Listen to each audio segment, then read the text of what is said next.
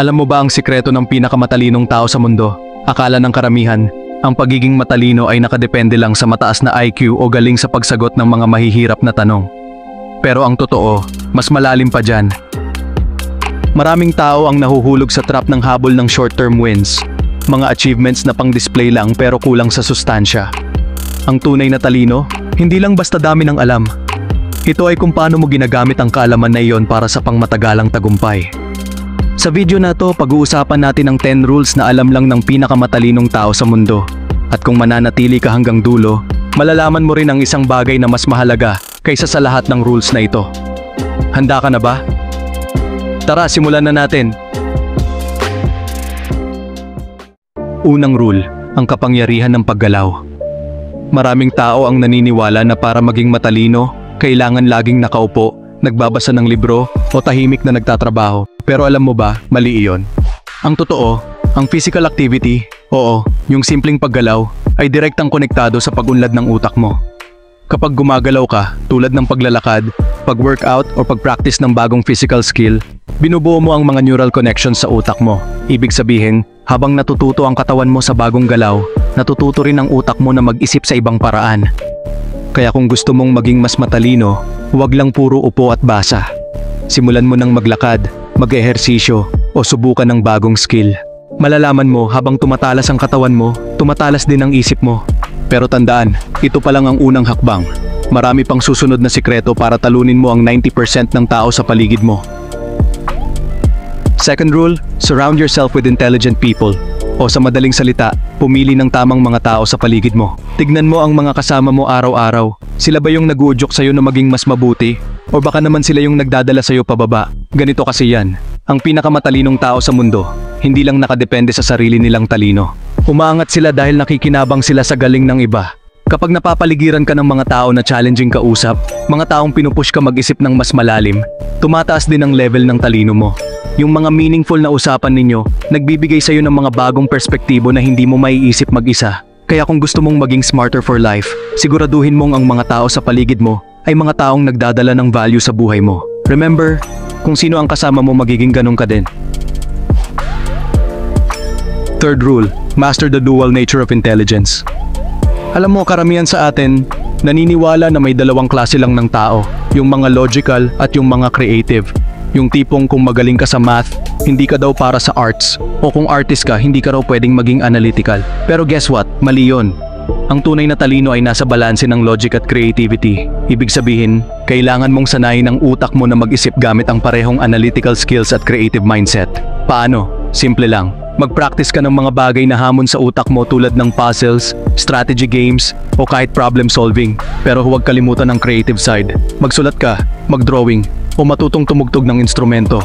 Kapag natutunan mong pagsabayin ang dalawang ito, magiging buo ang abilidad mo sa pag-iisip. Sa kahit anong sitwasyon, kaya mong mag-analisa at mag-isip ng kakaibang solusyon. Ito ang secret weapon na magpapalayo sa'yo sa karamihan. Fourth rule, practice journaling and mind mapping. Napansin mo ba na minsan, may natutunan ka pero pagkatapos ng ilang araw, parang nawala na lang? Ang dahilan, hindi mo na iproseso ng maayos ang natutunan mo. Kaya heto ang simpleng solusyon, isulat mo. Ang journaling at mind mapping ay hindi lang para sa mga writer o artist, kundi para sa lahat ng gustong patibayin ang memorya at talino nila. Kapag sinusulat mo ang mga natutunan mo, mas naaalala ito ng utak mo. Bukod doon, nakikita mo rin kung paano magkakaugnay ang mga ideas mo. Over time, nagiging mas malinaw ang mga bagay na hindi nakikita ng iba. Kaya ang simpleng pagsusulat ng thoughts mo ay hindi lang pang-organize ng isip. Nagiging tool ito para ma-maximize ang learning mo. So kung gusto mong mas tumalino, subukan mong mag-journal o gumawa ng mind maps. Gawin mo itong habit at makikita mo ang malaking pagbabago sa paraan ng pag-iisip mo. Fifth rule, eliminate low-value activities. Alam mo na to, ang social media, pag-scroll ng walang katuturan, at ibang mga mindless distractions ang pumapatay sa oras mo. Pero hindi lang oras ang nawawala. Ang hindi mo napapansin, pati ang potential mo, unti-unting nawawala. Ganito, kapag lagi mong ginugugol ang oras mo sa walang kwentang bagay, nasasayang yung pagkakataon mong matuto at mag-improve. Kaya sa susunod na mahuli mo ang sarili mong nakascroll ng wala sa oras, itigil mo agad. Sixth rule, control your emotional energy. Kung gusto mong manatiling sharp at matalino, dapat marunong kang mag-control ng emosyon mo. Maraming tao ang mabilis magpadala sa stress, galit, o kaba. Ang problema, kapag hinayaan mong kontrolin ka ng emosyon mo, mawawala ang focus at clarity mo. Pero ang pinakamatalinong tao, pinag-aaralan nilang obserbahan ang nararamdaman nila nang hindi agad nagpapadala. Paano mo gagawin to? Simple. Mag-practice ka ng mindfulness at meditation. Kahit ilang minuto lang araw-araw, matutulungan ka nitong maging kalmado kahit nasa ilalim ka ng pressure. Kapag kalmado ka, mas malinaw kang mag-isip at mas mabilis kang makakagawa ng tamang desisyon. Ang disiplina sa paghawak ng emosyon mo ang magpapalayo sa'yo sa karamihan. Tandaan, ang utak na kalmado ang utak na panalo. 7th rule, master reflective and empathetic listening. Alam mo, karamihan ng tao hindi talaga nakikinig. Ang ginagawa nila, naghihintay lang ng pagkakataon na sila naman ang magsalita. Pero ang pinakamatalinong tao, sila ang tahimik na nakikinig ng malalim. Pinapansin nila ang bawat detalye, hindi lang ang sinasabi ng tao, kundi pati ang tono at damdamin sa likod ng salita. Dito sila nakakahanap ng insights na hindi nakikita ng iba. Paano mo ito magagawa? Simple, maging present sa bawat pag-uusap. Tumutok sa sinasabi ng kausap mo, magtanong para linawin ang sinabi nila, at mag-reflect bago ka sumagot. Kapag natutunan mo to, hindi lang dadami ang nalalaman mo, kundi makikilala ka rin bilang isang taong insightful at mapagkakatiwalaan. Kaya sa susunod na may kausap ka, subukan mong makinig ng may empathy at tunay na interes. Promise, magugulat ka sa dami ng matututunan mo. 8th rule, learn multiple skills. Isa sa pinakamalaking pagkakamali ng tao ay ang manatili sa kung ano lang ang alam nila. Para bang iniisip nila na sapat na ang pagiging magaling sa isang bagay. Pero sa mundo ngayon, kulang na kulang iyon. Kung gusto mong mas maging matalino at mag-level up, kailangan mong lumabas sa comfort zone mo at matutong mag-adapt.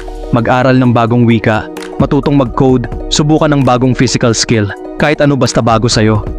Bakit ito mahalaga? Kapag natututo ka ng iba't ibang bagay, binibigyan mo ang utak mo ng hamon na magbago at mag-adjust. Ang resulta, mas agile ang utak mo, mas creative ka, at mas mabilis kang mag-isip sa kahit anong sitwasyon. Huwag kang matakot magkamali sa simula, kasama yan sa proseso.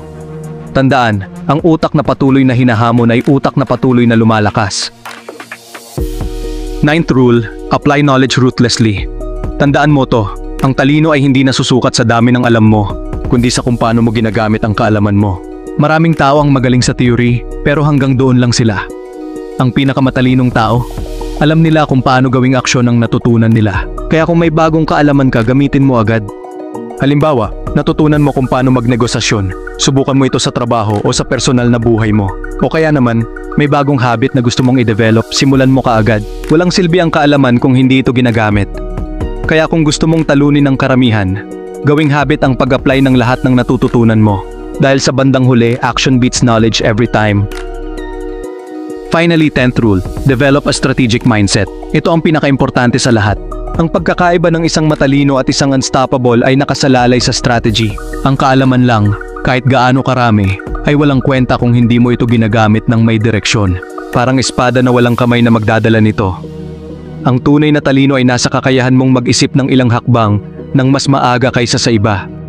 Bawat galaw mo dapat may purpose. Bawat desisyon dapat may layunin. Tanungin mo lagi ang sarili mo, ano ang end goal ko? Kapag malinaw ang plano mo at ang mga hakbang patungo dito, kahit anong sitwasyon, kaya mong lampasan. Sa strategy nagkakatalo ang talino. Tandaan, hindi lang tungkol sa dami ng alam, kundi sa husay mong gamitin ito ng may maayos na plano. Ngayon alam mo na ang sikreto. Ang pagiging matalino ay hindi tungkol sa IQ o kung gaano karaming alam mo, kundi kung paano mo ginagamit ang kaalaman mo. Sa pamamagitan ng 10 rules na ito, maaari mong maabot ang level ng talino at strategy na hindi kayang abutin ng karamihan. Hindi madali ang proseso, pero tandaan mo, ang tagumpay ay para sa mga handang magtrabaho, mag-adjust, at mag-strategize. Sa mundong puno ng ingay at distractions, ikaw ang magiging kakaiba. Ang taong hindi lang matalino, kundi unstoppable. Kaya simulan mo na ngayon.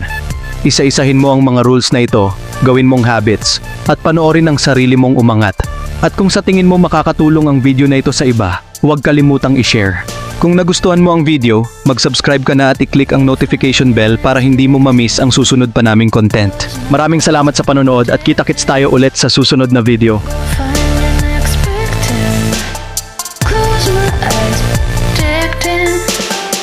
But do I look like you're next victim. Go find your next victim. But do I look like